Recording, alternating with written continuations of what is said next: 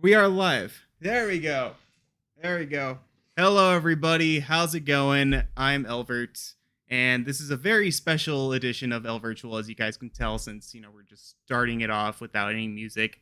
Um, we have Reggie here from Strange Games Studios. How's it going, Reggie?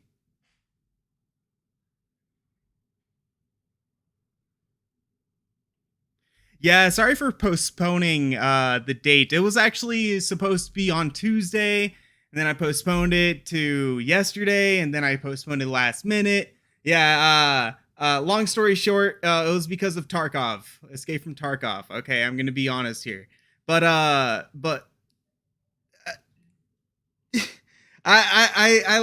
love my video games. Okay, it is what it is. It is what it is. But you know what?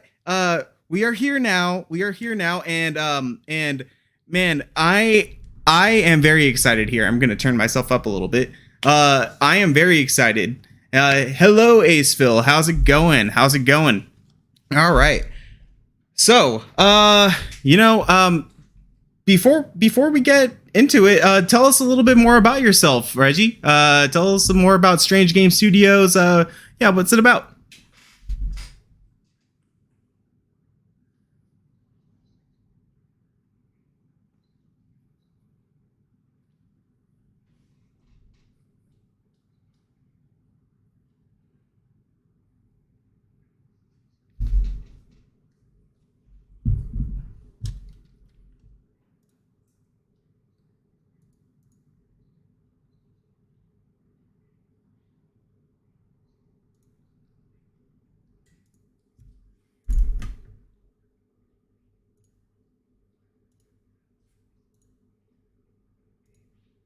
So we added PSVR1 support to that. And it was so funny because I can remember at the time thinking, oh, this will be something just a handful of people will see. It'll be a neat little experiment, see how it goes. And as we got, we're getting close to the release date, we're posting on social media and just people were going, oh, I can't wait for this. I started seeing all this excitement in the community. I don't know if it's excitement, but there was just a lot of people, really wanting to try it out. That's where you get really nervous because I'm like, my gosh, suddenly from something that was just kind of a neat little thing, to do. Now I said they had a lot of people with expectations on it. So it went over pretty well for what it was. I think it was the first team-based multiplayer VR shooter at the time. Firewall came out a little bit after that. It went over, really well for what it was. And so we used that to go on to do Honor Duty D-Day and then a handful of Wow. other games. And here we are doing, D-Day Enhanced for PSVR2. So Man, that's super. That's super cool. By the way, like that's awesome that you started all the way back in the Xbox 360 days. That's what, like, yeah, 10 years ago. God, don't be, Damn. Yeah. yeah, don't Yeah. ask me what my first gaming console was. But, Yeah, I've been doing this a while. So. well, while we're in the topic about getting to know more about you, what is your favorite game? Like, in a broad sense, like what's the first game you think of when someone mentions a favorite game? I probably one of my favorite games. I can just remember having so many hours in. Rypop's going to laugh. But it's not Fortnite, which we've been playing a lot of the past year. But probably going back, I would say like Resistance, Fall of Man. I just had so much fun playing that multiplayer, um, and that, and maybe a close second would be Mag. I had a good group of Oh friends, and we yeah. were playing that. So, my genre is really the FPS. Well, that's awesome to hear because we are going to be talking about FPS today for sure. D-Day Enhanced. You All know, right. what is the origin of D-Day Enhanced? If people don't know out there, D-Day Enhanced is actually an upgrade to Honor and Duty D-Day that was released on the PlayStation 4. Tell us more. Like, yeah, like what made you come up with Honor and Duty D-Day? Well, that goes back to the 360 days. We actually created a game called Honor. Well, we created Honor and Duty back then. It was just Honor and Duty, and it was a cartoony game. Actually, from what I remember, I don't think it looked really that bad. It was an Avatar game, and I think we had hired somebody to make the levels and the guns. And it had a pretty nice little art style. It was just like two levels, and I think it was like a $1 game. Back then you couldn't sell things for more than $1, and Mhm. we were just kind of we were just trying to make a play on some of the games at the time. I think there was another guy who was making games back then, and I think he had made a play on Call of Duty. I can't remember what it was, and so we thought, well, we'll do Honor and Duty. We'll just play on Medal of Honor and play on Call of Duty. So combine the two, kind of a joke, sort of a spoof sort of thing, And then we decided, when the PS4 rolled around, we do, it'd be a good game to bring to the PS4 again, kind of continue, cartoony nature, and then as we started developing it, we started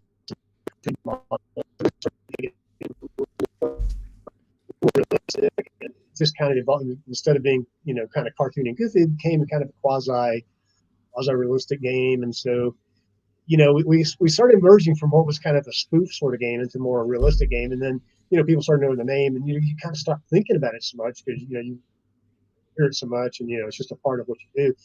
And then, recently Brian's like, you probably need to get away from that because it does kind of sound a little goofy.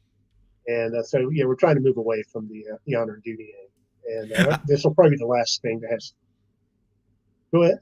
Oh, no. I personally like the Honor and Duty play on words. Like, I don't know if you noticed or not, but all of my previous live streams are full of satire for their titles. And I remember streaming Honor and Duty D-Day back in the day, multiplayer, and I even played on words of Honor and Duty with Call of Duty and Medal of Honor as well, like Medal of Duty, Call of Honor. This is what I called that little series. Yeah, it was a good time. It was a good time. But you're the one who controls the reins. But continue, please.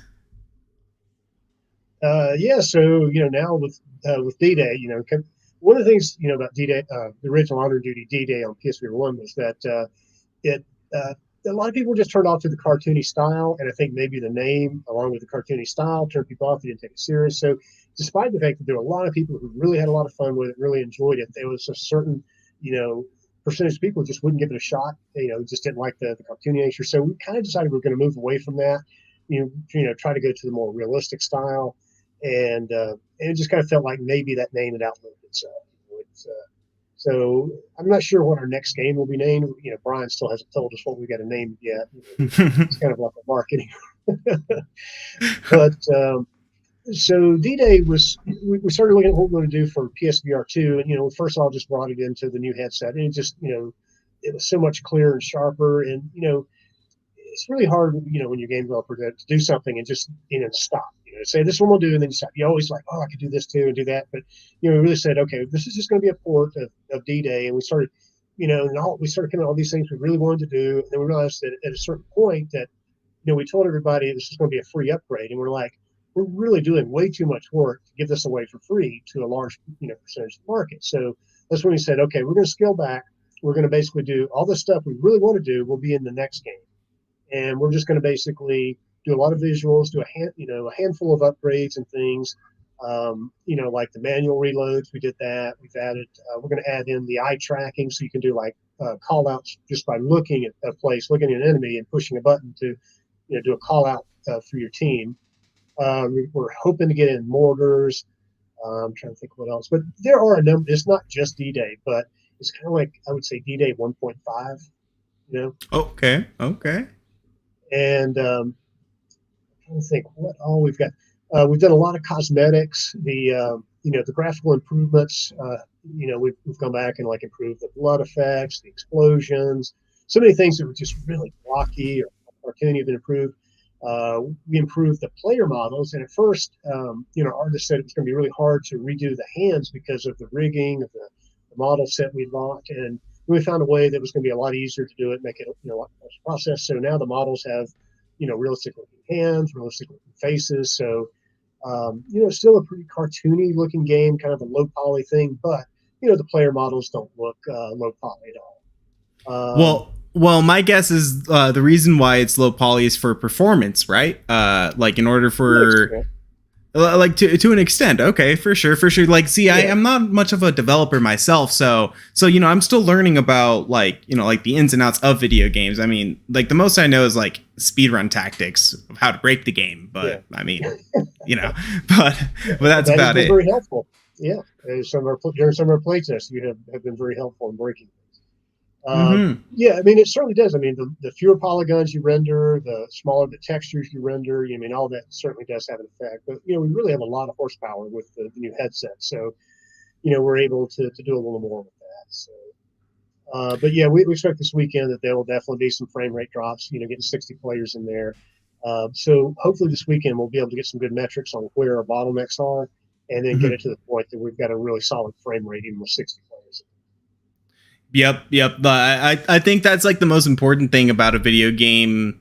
Like, it's definitely one, being fun, yeah, but two, like how it performs.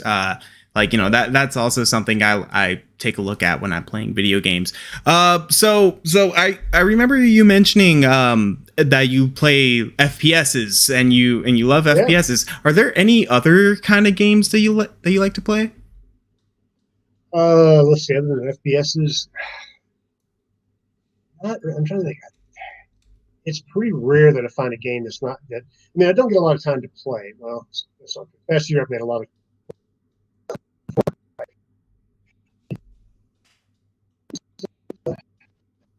I didn't have a lot of time. I didn't make the time to play a lot. And so when I did play, I just played the stuff I liked. Recently this year, I did start trying to play a few more single player games because we want to do some single player stuff in the future. So I've tried to start, getting more experience in there. I did play Horizon, the original Horizon, was Forbidden West, and really liked that. I got a ways into that before it kind of started feeling like it was repetitive, and I kind of got bored there. But Zero Dawn? Was that the first one? Yeah, I guess it was Zero Dawn. Yeah. I get them confused. But yeah, whatever the first one was, I picked it up, and so I tried playing that. I can remember playing. Let's see, what was it? The Order 1819 or something like that. It was years ago, and I can remember. I just didn't, I don't know. It was something that just didn't get me excited. So it's a lot of the single player games, I don't know. It just takes a certain one to kind of keep me, interested for a while. Definitely. So I hop in Fortnite with the game caps, and just mindless fun. So. Yeah. Quake 2, Tatum and I have been getting in there playing a lot of Quake 2. So, Quake. Quake's a pretty big topic. Quake. I'm gonna have. I have a confession to make, Reggie. I've never played a Quake game before. Yeah. I had forgotten how fast that game is. It is just super intense. I mean, it's just running, shooting, running. And the maps are pretty small, and so you almost have to get like a pattern where you run around because you're waiting for ammo to respawn. And but it's a lot of fun. You definitely have a chance. Only $10 right now, but yeah, we've been having some fun in that. Okay, yeah. No, that like it does go on sale a couple of times. The Quake games on the PlayStation 5, so I might pick it up. Definitely when it goes on sale again. I've seen it go on sale more than a couple of times. So this is a new one. It just came out. Dude. Oh, really? It just released like 3 or 4 days ago. Oh, wow. Okay. Well, you've made my ears perk inside these headphones. That's for sure. I'm gonna definitely check out that game. All right, sounds good. We look forward to seeing you in there. Yeah. No worries. So speaking of Quake, and you mentioned it being very fast paced, what do you think that makes D-Day, specifically D-Day Enhanced here, even though it's in the early stages, what do you think that it makes it different from other shooters that are going to be coming out in the future? Our niche is obviously going to be the big Battlefield type experience with 64 players. You've got the other shooters that tend to be in the 5 to 10, minimum of 10 players. I don't know if Firewall was at 8 or 10, but anyway, I think with Firewall, Pavlov, and Sierra Squad, you're dealing with probably max 10. I guess Aldo is probably going to be 16 players. So our niche is really going to be the massive Battlefield experience with vehicles playing a big part of the battle. I'm not sure if we got tanks in there right now for the beta. I don't think they are, but we'll eventually have tanks in there. So you have tanks, jeeps. At one point we had half tracks and big those troop transport trucks. I forget what you call them. So some of the vehicles, big player bases across big maps. That's kind of our niche. So it's not the small map tactical shooter sort of experience. So I think like Crossfire is going to have the co-op niche. Then you've got Pavlov and Alvo and Firewall, which I guess Firewall is probably going to be the more tactical shooter. And I think Alvo and Pavlov will be your kind of run and gun kind of Call of Duty experience. Well, that's kind of the way I see the market shaking up right now. Well, from my experience, I've had tons of fun, especially playing with more people. Like I remember playing the first closed beta that we did, that you hosted for the Game Cats. Thank you very much. We filled that lobby. We actually had there was two separate lobbies of 64 max players going on at the same time. The second lobby didn't have as many players as the first lobby, however, since it was a closed beta, but we did max out that server, and it was tons of fun. Yeah. Do you have any memories about that? Oh yeah, I remember. That was the first time in VR. I'd seen that many players, and so I didn't know what to expect. I was really worried it was going to, just bog down, or there are going to be massive issues. And it just, we got in there, and then obviously there was some frame rate drops here and there, but overall it was very playable. That was the big thing. And I can remember just that first couple of minutes running across, and there's just people everywhere, and it was just amazing. I remember Brian, I think, was on their squad, and I was like, "Oh my gosh, what have I done, Brian? This is mayhem!" And we were laughing. It was just such a great time. So I'm really looking forward to it. I would expect we'll probably have at least a full lobby.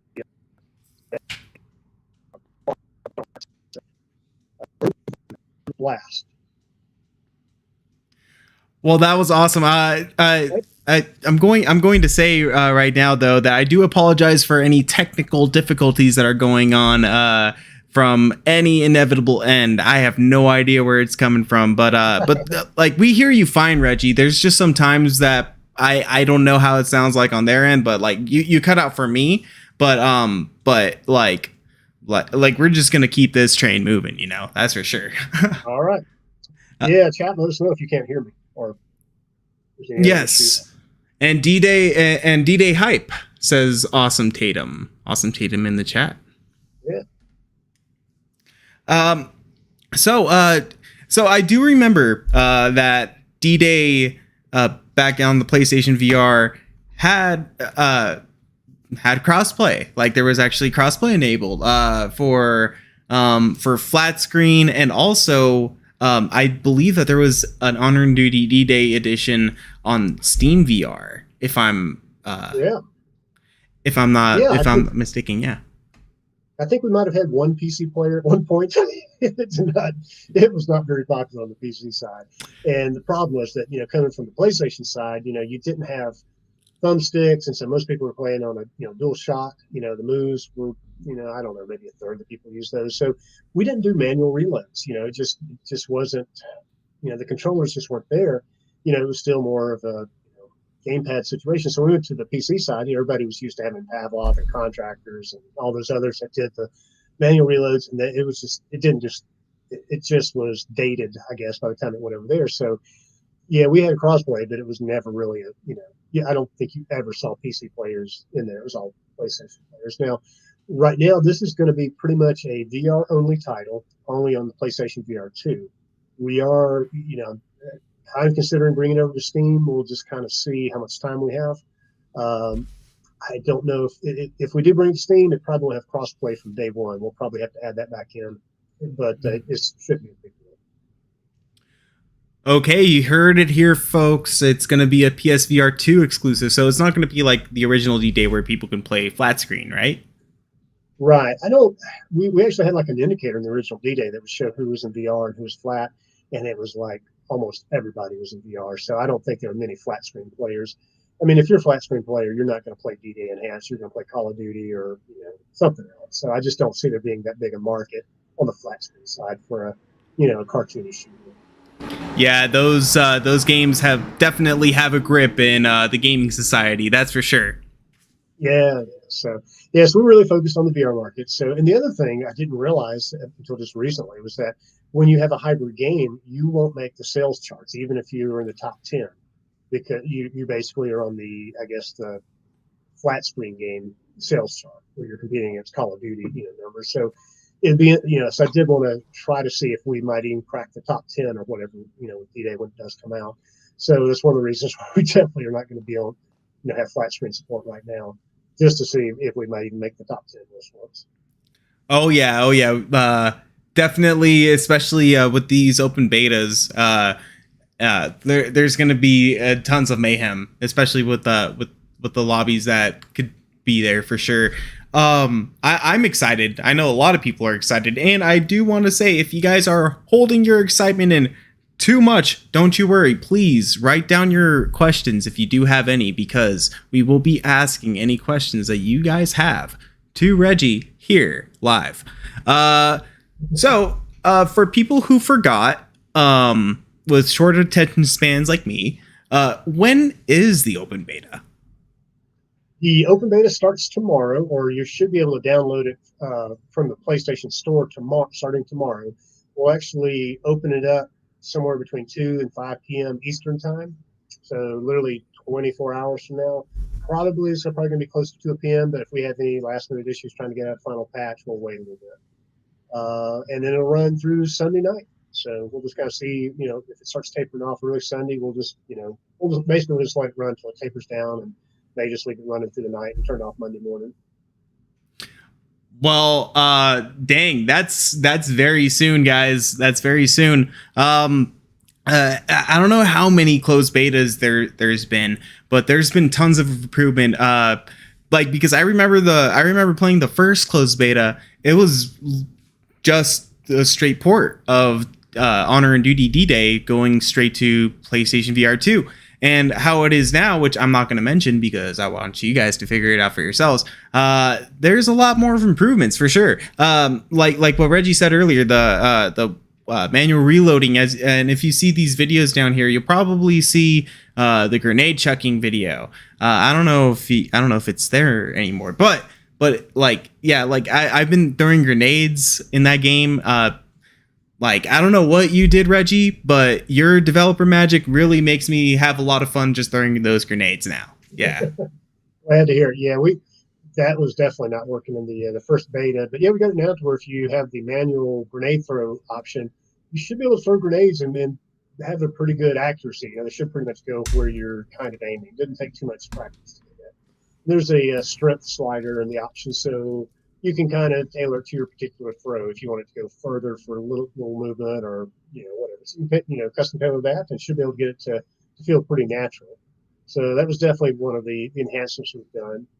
I don't know how good the manual reloading was at the time. We definitely have added attachments since the first time. I know that wasn't in there. So you can now have attachments on, I think, most of the automatic rifles. We haven't finished all of the sniper rifles. Basically have a fixed scope, and there's nothing really you can put attachments on those with. But all of the other ones, all the weapons, you have unlockable skins. You can customize your skins.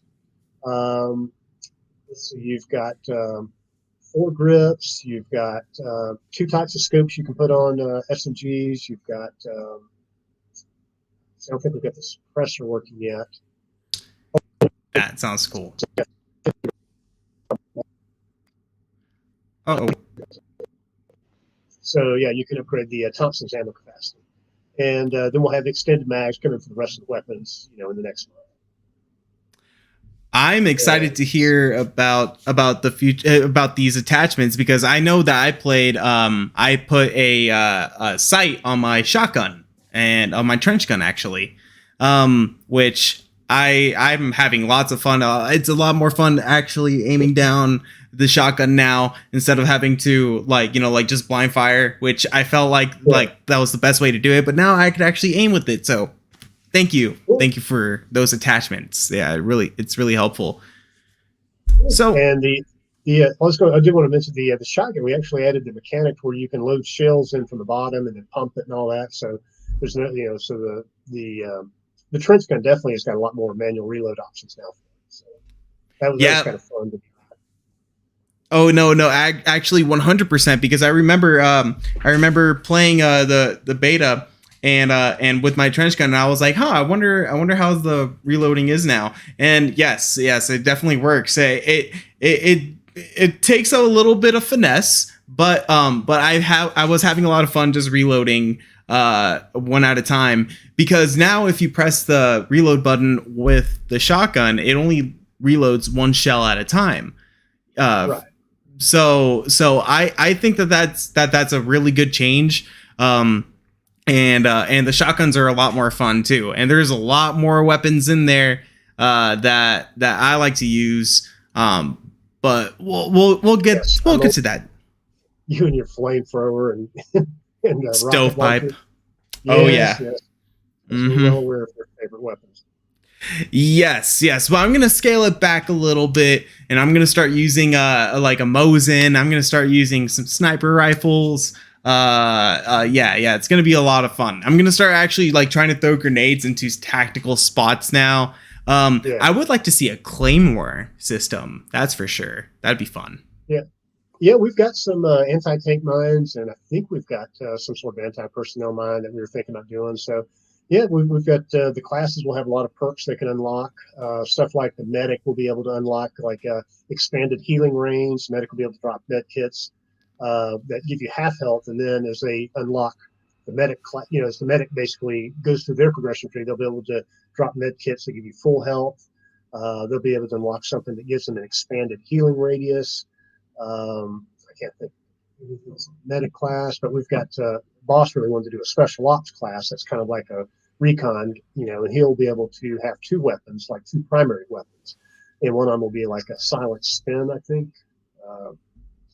But yeah, he'll have basically like a silenced weapon. And so a lot of these things will be things you unlock through the progression tree, so you can kind of pick a class and begin to unlock perks that really fill out that class's abilities. I am excited to hear that, because any progression in any game is what keeps me playing the game, for sure. And we're gonna deviate a little bit. I know that this is a special edition episode of Elvertual talking about D-Day Enhanced, but like this month of August we have two really big shooters that we just cannot ignore that's coming out. There's Crossfire Sierra Squad and there's Firewall Ultra. And I don't know if you saw, but Firewall Ultra actually posted actually not Firewall, but Sony posted a blog post about Firewall of their new PvE exfil mode. Have you heard about this? PvE exfil? No, I thought I saw something from them, but I didn't. I was busy. I didn't actually read it just yet. So, fill me in. What are they saying? No, it's just this game mode that you can get in there with your friends, and it's just pretty much trying to extract and get out of there. Just it's not necessarily like a free for all. It's necessarily a team deathmatch. It's like an objective based game. If I remember correctly, because I don't have the information here, but yeah, you locate these computers, and then you go to the computers to pretty much exfil, which sounds kind of like the same from the Firewall 0 Hour PvE mode. So I don't know. But my question to you about it is will you be adding any like PvE mode to D-Day Enhanced, or will it just be strictly PvP? It will probably be mainly PvP for right now. Now, the sequel to D-Day, where we're going to do a lot of additional things, we'll probably have some co-op modes and some other things like that. But right now, this is just basically supposed to be a port of D-Day over, and it wasn't supposed to have a lot. We really weren't planning to do a lot to it. It's just basically just port the game over and give it a free upgrade, and then we started doing a lot of stuff like progression tree and skins. So much stuff that we weren't supposed to do, but we ended up doing anyway. So stuff like that will be a little more involved, and that stuff will be leaving for the sequel, where we'll be doing a lot more expanded gameplay, and that that'll be something that'll probably be next year. Well, I'm excited for that. I'm excited. Yeah. But yeah, like I the reason why I say that is because Crossfire Sierra Squad is going to be heavily focused on PvE. Firewall just released an article, or like, just released their game mode of a PvE game mode. So yeah, that's why it compelled me to ask you about if you had any PvE ideas for D-Day. But thank you very much for answering that. I really appreciate it. Yeah, unfortunately, it's just not the cards for this game right now. I mean, this is just going to be mainly focused on the multiplayer. If nobody's in there, you do have bots, but I don't think that's really what people consider PvE. So Right.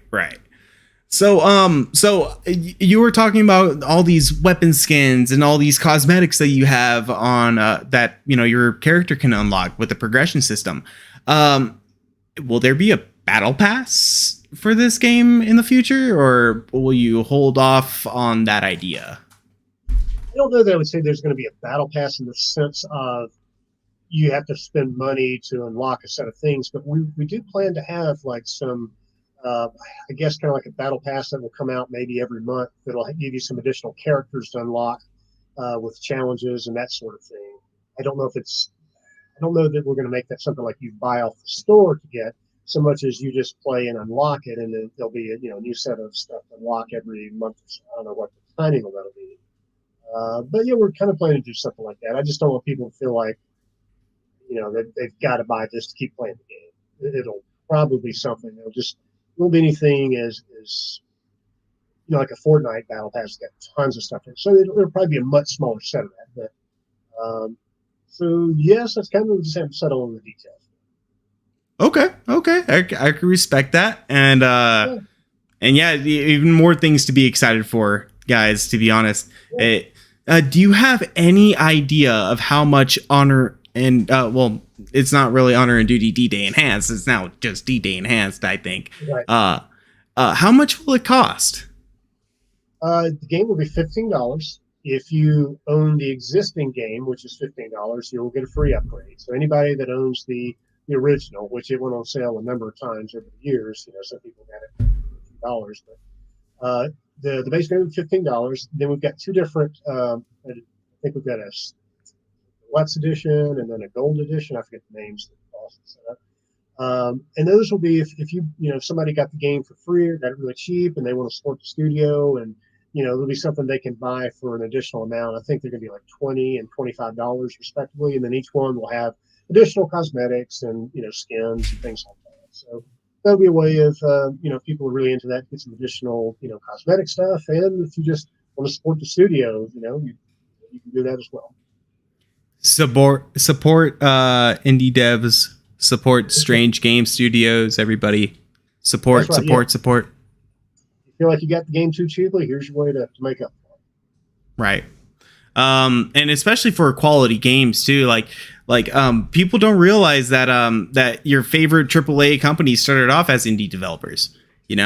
People just don't start off like right in the limelight, unless if they have the funding for it, which most of these developers did. But I mean, that's from years of working in indie dev situations, DIY situations, which is a lot of what people don't realize. But we're talking about all these games, and we're still going to be talking about D-Day here.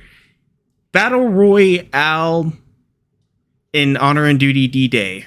I remember that in the PlayStation 4. I know it wasn't populated. I know that there wasn't too many people, but when I had a group of people, especially when like a couple years back, every Thursday I would be asking everybody, hey, who wants to play D-Day after PSVR Without Parole Gamescast? Yeah, let's do it. We got in there, and then when every time we ended, we went and did Battle Royale. And I I will say I had a lot of fun, a lot of memories in that game mode, definitely. But why is it not coming to D-Day Enhanced? Well, there just weren't that many people that played it. Like you said, it just, the vast majority of people didn't want to do it. And to do that right, you really need a good group in there. So we kind of felt like, there's no reason to split the player base. Let's just focus on what this game is about. And then we'll look at doing a battle royale, either just a separate game at some point or, adding it into the next game. The problem is we really need a lot of market exposure No, we lost Reggie. Oh no. Nope. This is not gonna happen. It's not gonna happen today. Are you back here? Yeah, we're back. We are back. So, can you hear me now? Can't hear you. Oh no, you cannot hear me. Chat, can you hear him? You can hear me. Wave. All right, you can hear me. I cannot hear anything you say. Wow. Well, as Brian has taught us, it wouldn't be a good gamecast without at least some technical. 100%. Here. You can write your questions on a cue card and just hold it up. That's funny. That's funny. So, Tatum, you hear both of us, right? You need to try disconnecting and rejoining. All right. Yeah, try that.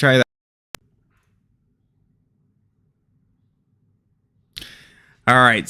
Like I said, some technical difficulties, but hey guys, you know what? For this being my first time having having a guest here and having Reggie from Strange Games talking about DDAY Enhanced, guys, this is great. I'm really happy. But he will be back. Shall be back. There we go. And can you hear me now, Reggie? I can hear you. Yeah, let's go. Okay. So let's pick up where we left off.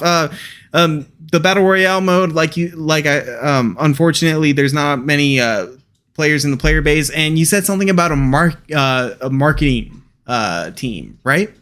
Well, we need a really big marketing push. By that I mean we need Sony to mention it in a state of play or blah. Just there needs to be a lot of people out there talking about it and excited about it and all that, so that when it releases, you've got that big player base. Right now we struggle. It's a challenge to get. Sony's never expressed an interest in putting any of our games on any of their channels or whatever. So our exposure just comes from YouTube and what we can do. Our pitiful efforts on social media. So if we can get to that point, then I think a battle royale would have a chance of success. So we'll see where we are in a year from now, and if we're at the point that we feel like we can put a game out there that there's enough interest in the community, enough people know about it, that they play it, then I'd love to do it. That's what I play when I'm tired of working. I'll go play some Fortnite with cats, and I'd definitely love to do another one. DDAY was a very basic one, and the map wasn't big enough, and there was just a lot of things we didn't do right. It was our first stab at it. I think for what it was, it was fine, but to really have successful, there was a lot of things. We'll see. Well, that sounds like fun. You take some, you give some, and you take some. I fixed the echo, guys. I fixed that echo. Thank you, guys. Yeah, no, I was hearing it too, but we're good. We're good now.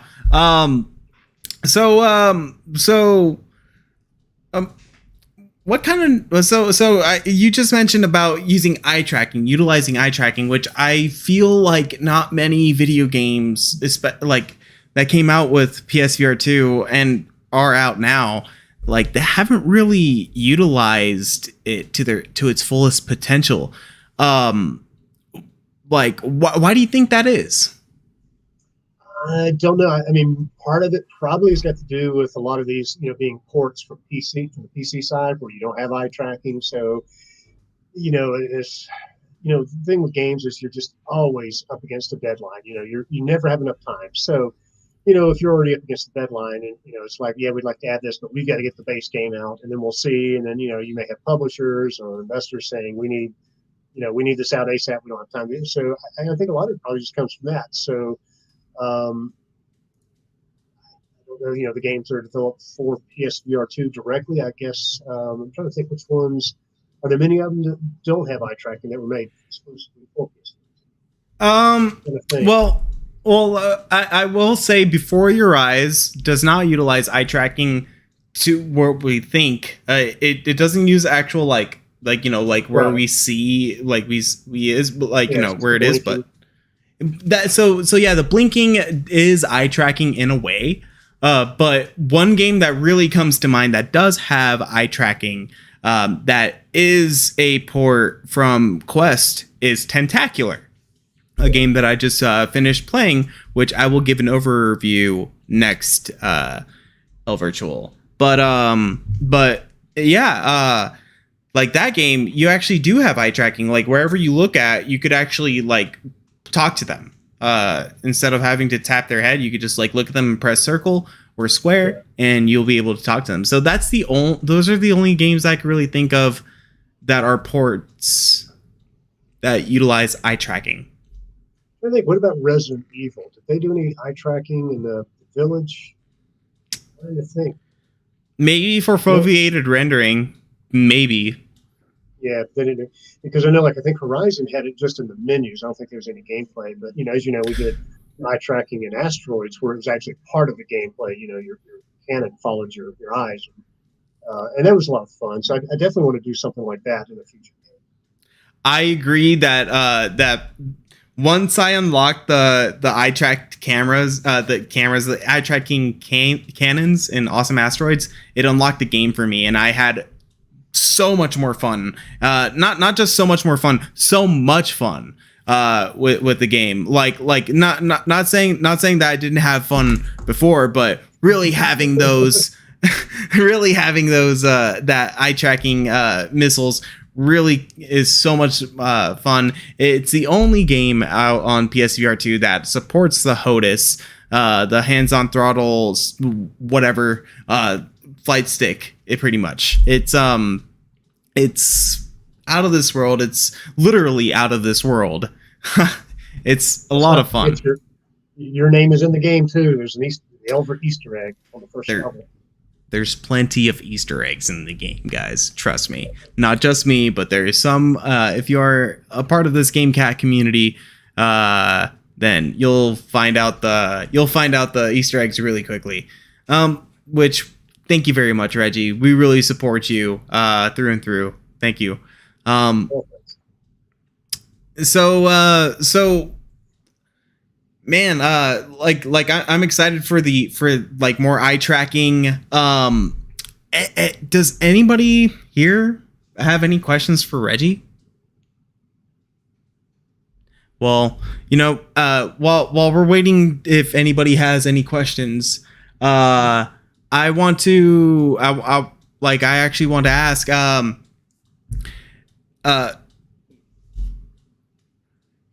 what is your favorite weapon in DDAY Enhanced as of right now? See, I think Gil was actually asking me that earlier today. I think probably the one I like the most is the M1918. It's got a good range to it. It's a pretty good weapon.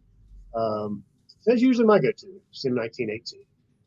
M1918. Yeah, I'm not a sniper. I don't like to go. I'm not the guy that gets a sniper rifle and sits back in the back. So. But the STG is also a really good one as well. For some reason, I just tend to fall back on the 1918. When you're not blowing people up with bazookas, what is your favorite of them? Man, honestly, I really do like my bolt action rifles. They're a lot of fun. I think it's the M1 Grand, the one with the bayonet at the end. I think that's the one. The Lee Enfield. Thank you. Yeah, it's got the bayonet. So that's another attachment. We'll basically let people put on weapons at some point. Get that added in. Let's see. I think we got a question here from Tatum, who wants to know how DDAY is going to be different from the crowded market of VR shooters. And I think we kind of touched on that earlier, where I feel like DDAY's big thing is just the big player count. The battlefield experience, where I would say Palvo and Avalov, there seem to be kind of like run and gun shooters. Firewall is going to be more of a tactical shooter. Crossfire will be the co-op shooter. So I feel like we've got the battlefield niche there. The high player count, vehicles, just the run and gun. Big battlefield with lots of players. And it's just kind of a lot of. It's not a super serious shooter. One of the things I didn't like about Firewall when I played that was when you're out, you got to sit there and wait. And watch everybody else play. And so that's the thing we're doing. DDAY is all about the constant playing, the just always in the action, not having to wait around. And so, that's our thing. Okay. And Smokey Mallup also asks, is there going to be a story mode for D-Day Enhanced? No, D-Day, let's say it's just going to be pretty much a port of D-Day with a number of enhancements, and we'll probably look at doing a story mode in the next game. The game that we've been running for a long time is Honor Duty Steampunk, but it's going to have a different name when it releases. But that pretty much is a story-driven, game. We actually have a writer who has written the entire storyline for Steampunk, and it's really like the story. There's some really good elements to it. And that'll be the game where we really do a single player game. The next one, we might kind of do something, kind of a small single player component to kind of gear us up towards, kind of learn a little bit before we do Steampunk 2, big story. I think in Steampunk, we've got about 22 levels in that single player campaign. So it's a pretty extensive one. Wow. That's actually something to look forward to. And if you need any QA testers, I'm your boy. Oh, absolutely. Yeah, I'll definitely help out. I would love to help out any way I can, especially with anything VR, and especially anything fun in VR, which that's what you bring to the table. And yeah, thank you. Like, people learn something new every day, All right. I think that about does it for all the questions that I have. And like I said, we'll be happy to answer any questions that the chat has before we end this. But I do have this one last question here before we end my questions here. Thank you very much for making D-Day, the Honor and Duty D-Day Enhanced. Trust me, from someone who introduced this game to multiple people and had them play the game with me. Like, not necessarily forcing them to, but they love the game just as much as I did. And yeah, so, but since this is an upgrade for Honor and Duty D-Day, what is down the road after this chapter? I know you just mentioned Steampunk, and you also mentioned that this is gonna possibly be the last of the Honor and Duty title series until Brian gives you a brand new name. But what will we expect more from what will we expect actually in the future from Strange Game Studios? Well, we've got our next game, we do some small games like Dropship Commander and Asteroids, and then we have the bigger games like D-Day. Our next big game is going to be a racing game. I'm not sure if we're going to go it's going to be more on the kart racer fun side, kind of arcadey style, not like the, Gran Turismo serious racer. But we really haven't announced anything specific on it. We've kind of teased a few things, but that's well under development. We've got a number of tracks in the works and a bunch of cars made and all that. So that's well underway. You'll probably see something about that this probably in the October, November timeframe. And then after that, we'll probably do our, sequel to D-Day, where we, really do what we want to do with this game. All the multiplayer stuff we want to do, maybe a small single player campaign. And then further, and then past that, we'll be looked to do, to finally do Honor Duty Steampunk. And we might still do some smaller games. I mean, playing Quake 2 made me think, God, I would love to do just a small, quick, fun shooter like Quake 2, just with great lighting, just a run and gun shooter. I don't know if we'll do that, do anything like that. Another thing, we've kind of talked about we'd like to do is a Warhawk type game. I don't know if you had ever played Warhawk back on the PS3, but that was a lot of fun. So we might do something like, some sort of Warhawk type game. So that's a possibility. But the ones we're pretty much definitely going to do would be the, the racing game, and then the sequel to D-Day and Steampunk. So anyway, we're always kind of floating ideas. We also have another smaller game we're not ready to talk about publicly, but we've already got some of the assets lined up for that, and that might fit somewhere in the next 6 months. So that'll be interesting. I don't think anybody's done anything quite like it yet. Spicy information. Well, I'm excited to hear. I'm excited to see the future. I'm excited for the future of this, and I'm excited to see you guys tomorrow. So before we end this stream here, do you have anything to say? Do you like yeah? Do you have anything to say? Any final word? Yeah. Well, first of all, thanks for all the kind words about D-Day and all the support. We really appreciate it. I feel like we've got a great community that really supports us, and really, really means a lot to us. So really appreciate all the support and kind words and the help everybody's given us. Game development is challenging. I mean, my girlfriend's a nurse, so I kind of can't complain about having a hard day because she comes home and deals with the stuff she deals with. But it does. I can't say. I'm not going to say it's a hard job, but it definitely is challenging at times, when you put a lot of work into it and then people complain about some of the smallest things. So there's, and then you can't get, support in other areas. So there are elements of it that's hard. And it really means a lot when people come out and tell you how much fun they have, playing the game, and, how much that always means a lot. So we appreciate the support, and, just looking forward to getting this game out and hoping everybody has a good time this weekend. I mean, there's probably going to be some bugs, and I'm sure there's going to be frame rate drops, but hopefully it won't be, anything too bad. Hopefully everybody will be have a good time. And there's a lot of, changes coming, we still haven't finalized hand grips and all that. So I just want people to recognize that this is by no means a final version of it. There's still a lot of finishing touches going on. So with that, I will say again, thank you for having us on, and look forward to seeing you on the battlefield tomorrow. Woohoo! Thank you very much, Reggie, for coming by, man. I really appreciate you for coming. Thank you guys for coming, and thank you, Smokey Mallup and Awesome Tatum, for asking those questions. Really appreciate it. But yeah, we're gonna cut this Elvertual All right. stream a little short. Thank you very much, Reggie. Thank you very much, viewers. I appreciate it. All right. Take care, guys.